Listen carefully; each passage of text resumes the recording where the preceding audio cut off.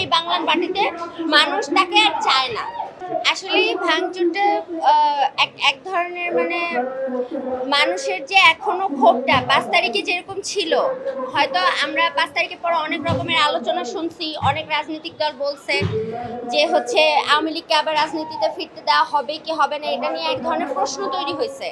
অনেকে বলছে যে রাজনীতিতে আসতে পারে বা পারে না, কিন্তু আমাদের দেশের সাধারণ মানুষ আমরা যারা সাধারণ মানুষ এখানে যারা আছেন, যাদেরকে দেখতেছেন, তাদের স্ট্যান্ডটা এখনো শেখ হাসিনার প্রতি সেই একই রকমই আছে যে না, শেখ হাসিনাকে ফিরতে দেওয়া হবে না। এইটা সেইটারই বহিঃপ্রকাশ যে শেখ হাসিনার কথা মানুষ শুনতে চায় না। বাংলাদেশ যতদিন থাকবে, বাংলাদেশের মানুষ না খেয়ে থাকুক, যেভাবে খুশি সেভাবে থাকুক, কিন্তু তাকে এই বাংলার মাটিতে মানুষ তাকে আর চায় না।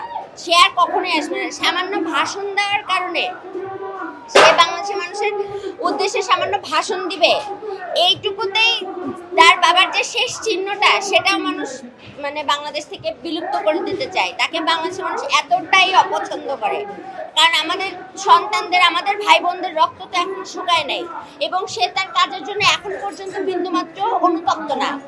সে তার ভুলটাকে জাস্টিফাই করে, সেই জন্য তো সে ভাষণ দিতে আসে, তার ক্ষমা চাইতে তো সে ভাষণ দিতে আসে নাই। এবং এই আউটরিচটা সেইটারই বাংলাদেশের মানুষের পক্ষ থেকে সেটারই প্রতিবাদ। আমি মনে করি যে এটাই হচ্ছে বাংলাদেশের মানুষের তার প্রতি বক্তব্য।